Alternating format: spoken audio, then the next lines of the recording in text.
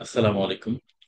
প্রিয় দর্শক, স্বাস্থ্য বিভাগ থেকে আমরা ইতিমধ্যেই জানতে পেরেছি করোনার নতুন সাব ভেরিয়েন্টের সংক্রমণ বৃদ্ধি এবং ডেঙ্গু সহ অন্যান্য মশাবাহিত রোগের প্রাদুর্ভাব দিন দিন বেড়েই চলছে।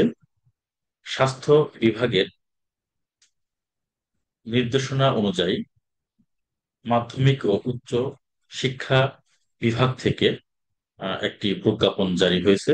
এই প্রজ্ঞাপনটি 15/6/2025 তারিখ রোজ রবিবার এই প্রজ্ঞাপনটি জারি জারি হয়েছে। সেই প্রজ্ঞাপনে কি বলা হয়েছে আমরা বিস্তারিত সেখানে আমরা দেখি। গণপ্রজাতন্ত্রী বাংলাদেশ সরকার, মাধ্যমিক ও উচ্চ শিক্ষা অধিদপ্তর বাংলাদেশ, ঢাকা। প্রজ্ঞাপনটি 15/6/2025 তারিখে প্রকাশিত হয়েছে। বিষয়: সারা দেশে করোনা ভাইরাসের নতুন সাব ভেরিয়েন্ট এর সংক্রমণ বৃদ্ধি পাওয়ায় সতর্কতামূলক ব্যবস্থা গ্রহণ এবং ডেঙ্গু সহ মশাবাহিত অন্যান্য রোগ প্রতিরোধের লক্ষ্যে সুপারিশ প্রদানের জন্য ডেঙ্গু সচেতনতা ভবিষ্যতে করণীয় সংক্রান্ত সভার সিদ্ধান্ত বাস্তবায়ন। এখানে বলা হয়েছে, উপর্যুক্ত বিষয়ে মাধ্যমিক ও উচ্চ শিক্ষা বিভাগ, শিক্ষা মন্ত্রণালয় এবং স্বাস্থ্য অধিদপ্তরের সূত্রোক্ত পত্র দুইটি এতদ সঙ্গে প্রেরণ করা হলো।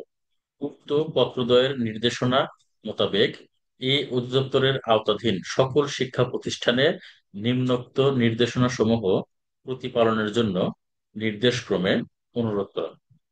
নির্দেশনা 1: ডেঙ্গু সহ মশাবাহিত অন্যান্য রোগ প্রতিরোধের লক্ষ্যে সুপারিশ প্রদানের জন্য ডেঙ্গু সচেতনতা ভবিষ্যতে করণীয় সংক্রান্ত সভার নিম্নোক্ত সিদ্ধান্ত বাস্তবায়ন।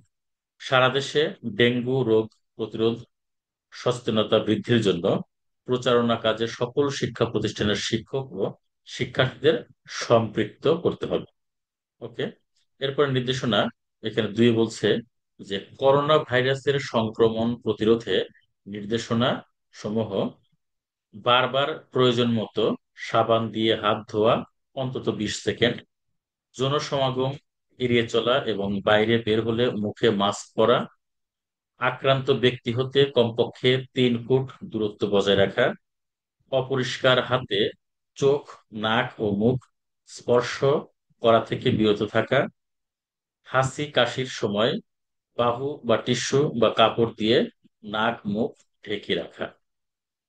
প্রিয় দর্শক, আমরা আহ খুবই স্পষ্টভাবে আমরা প্রজ্ঞাপনটি আমরা দেখলাম।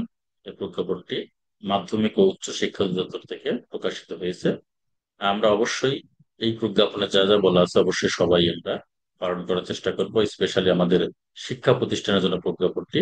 শিক্ষা প্রতিষ্ঠানে আমাদের যে সকল বিষয়গুলো আমাদের এখানে আমাদের মানতে বলা হয়েছে বা আমাদের এখানে নিয়মগুলো আমাদের ফলো করতে বলা হয়েছে, অবশ্যই আমরা সকলে মিলে মিশে আমরা এই নিয়মগুলো ফলো করবো এবং সবাই আমরা আহ নিরাপদে থাকি, ভালো থাকি। দর্শক, এখানে শেষ করছি। আল্লাহ হাফেজ।